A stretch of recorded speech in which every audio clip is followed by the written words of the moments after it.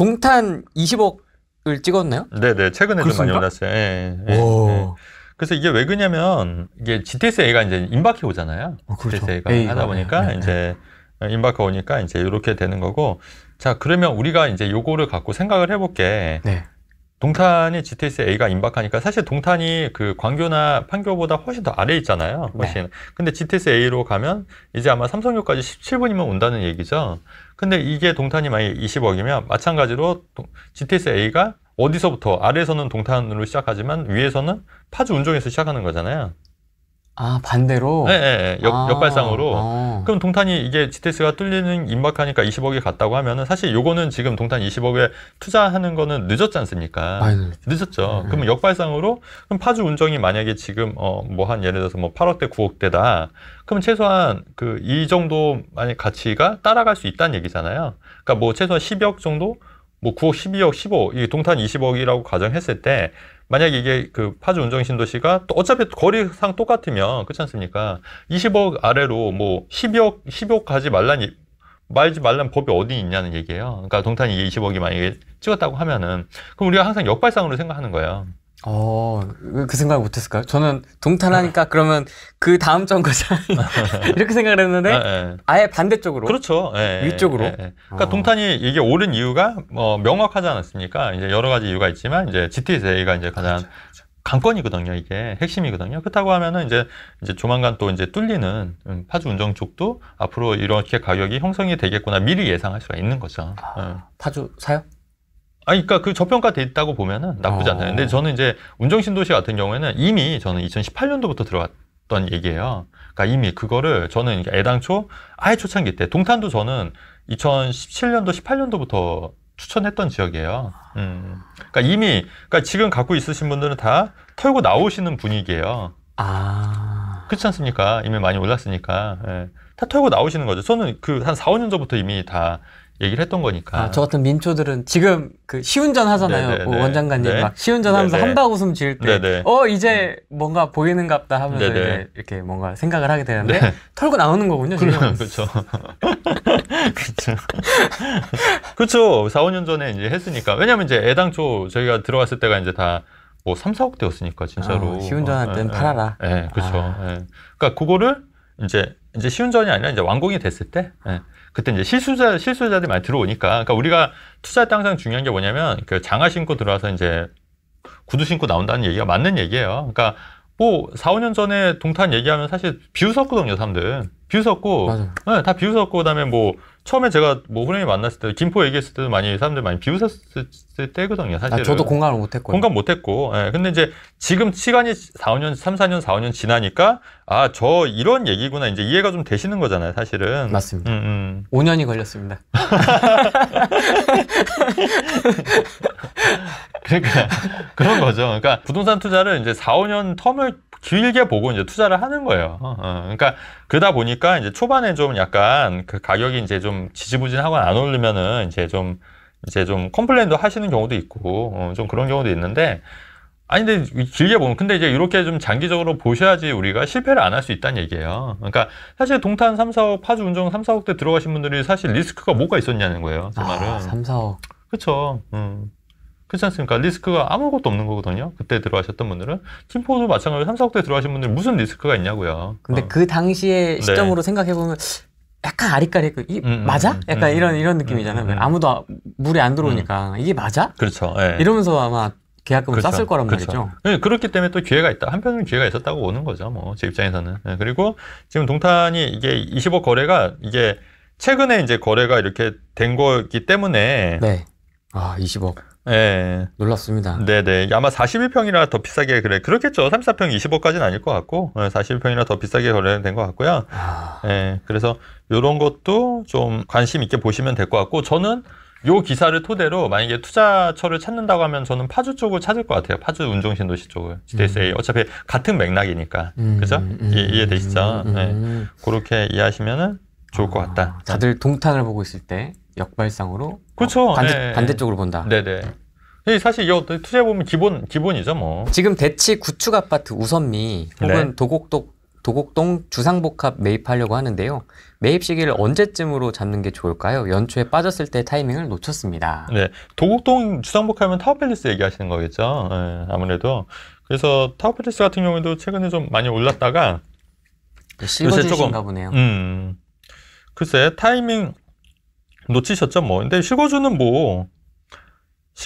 조금 더 기다리셨다가 조금만 더 기다리셨다가 아니면 뭐 급매물을 좀 찾으셔야 될 것 같아요. 급매물.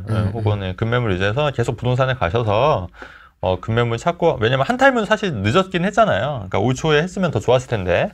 근데 이제 좀 늦었으니까 좀 급매물 위주로 하고 좀 추이를 좀 지켜보면서, 그러니까 제가 볼 때는 이런 견해예요. 그러니까 만약에 이번에 정책 발표가 났어요. 근데 이제 시덥지 않다. 그러면 오히려 그 거래가 좀 활발해지면서 가격이 오를 수도 있다고 봐요. 정말 핵심을 딱 찍었다, 진짜로. 정책이 핵심을 찍고 사람들이 다 누구나 타당하게 그러면 집을 당장 안 사도 되겠구나 이런 생각이 들면은 가격은 좀 횡보할 가능성이 커요. 그래서 정책이 어떠냐에 따라서 조금 그런 이렇게 수요가 좀 달라질 수 있다고 보거든요. 그래서 정책이 아마 추석 전이니까 이제 오늘 내일 나올 거예요. 그래서 어떤 식으로 나오는지 그거 한번 좀 지켜보고 나서, 제가 볼 때는 지금 서울, 강남 같은 경우에는 조금 한 타임은 조금 늦은 감은 있다. 하지만 또 이제 잘 기다리고 찾아보면 또 급매물은 또 할 수는 있지 않겠냐. 네. 왜냐면 또 개인 사정들이 있는 물건들이 분명히 있거든요. 그래서 이제 그런 물건들은 좀 잘 찾으시면 좋을 것 같아요. 네. 아마 대표님 같으면 이유를 여쭤보겠죠? 네. 왜 우선미나 도곡동 주상복합을 매입하려고 하는지가 일단 그렇죠. 저는 되게 궁금하네요. 왜 그 수많은 아파트 중에서 이렇게 콕 집어서 그쪽이신지가 좀 궁금하긴 하네요. 잠실 우성 1, 2, 3차 32평과 동작구 본동 레미안 트윈파크 43평 보유 중인데요.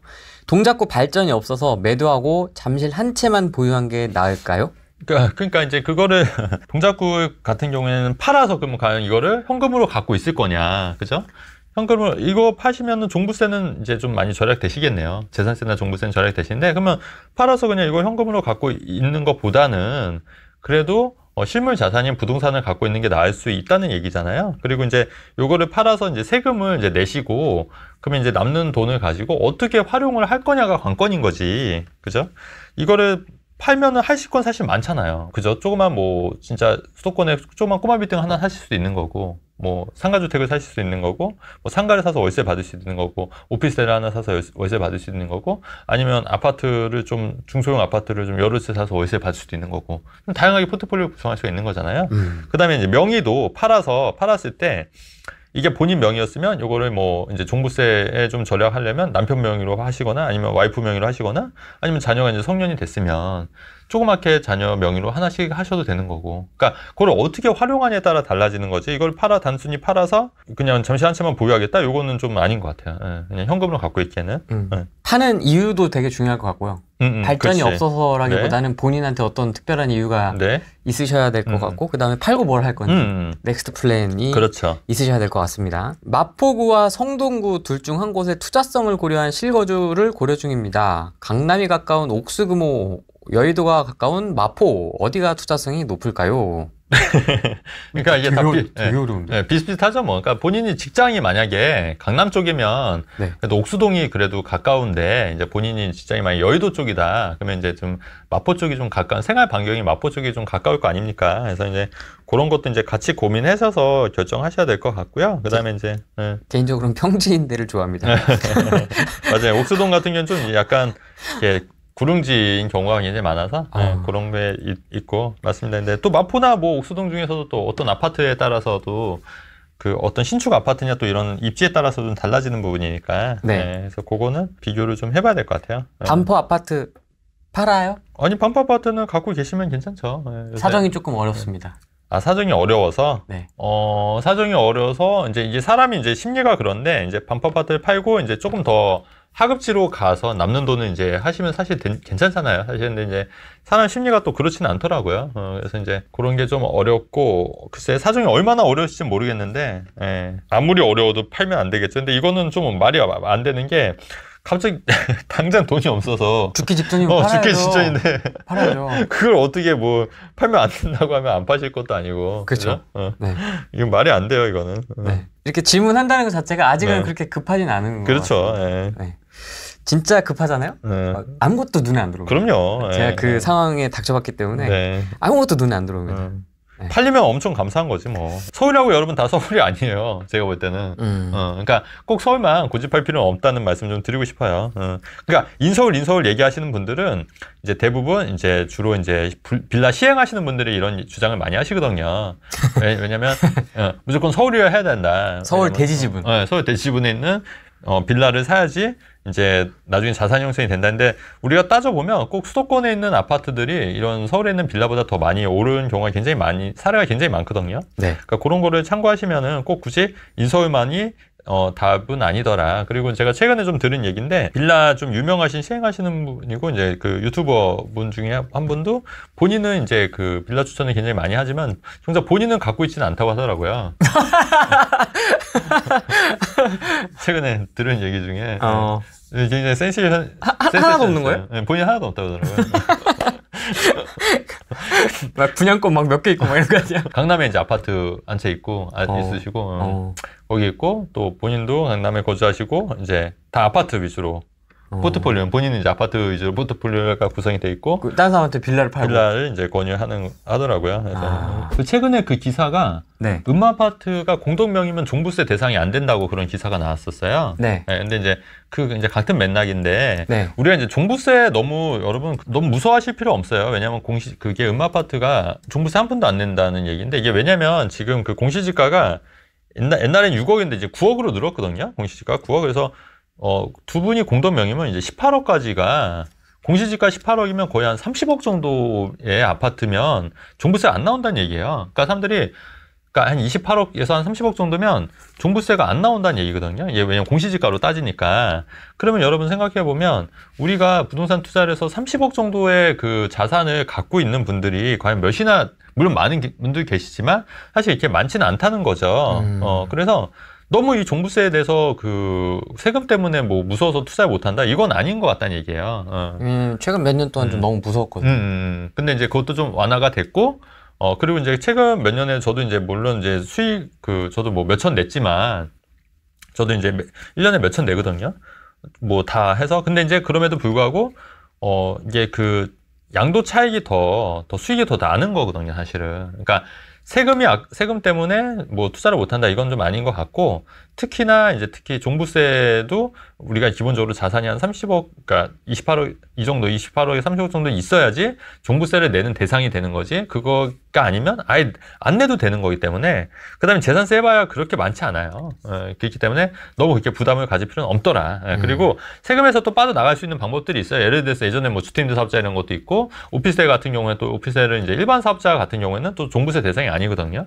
그렇게 좀 이제 세금을 빠져나갈 수 있는 부분도 그러니까 절세할 수 있는 부분도 있기 때문에 이런 부분도 잘 참고하셔서 하시면 될 것 같고, 다만 여러분 그 양도소득세는 분류과세이기 때문에 종합소득세 확산이 안 된다고 제가 말씀드렸지만, 일반적으로 내가 버는 사업소득이나 근로소득은 다 이게 합산이 돼서 세금이 어마어마해요. 사실 오히려 그게 더 세금이 큰 거지. 우리가 이제 보유세 부분은 충분히 감당할 만하고, 오히려 이게 잘만 불리면은 그 이상으로 또 부자산을 증식시킬 수 있다, 이 말씀을 좀 드리는 거예요. 아마 세금은 다들 감당 가능하시니까 이렇게 그렇죠. 계속 적극적으로 활동하시려고 하는 게 아닐까 싶어요. 그렇죠? 네.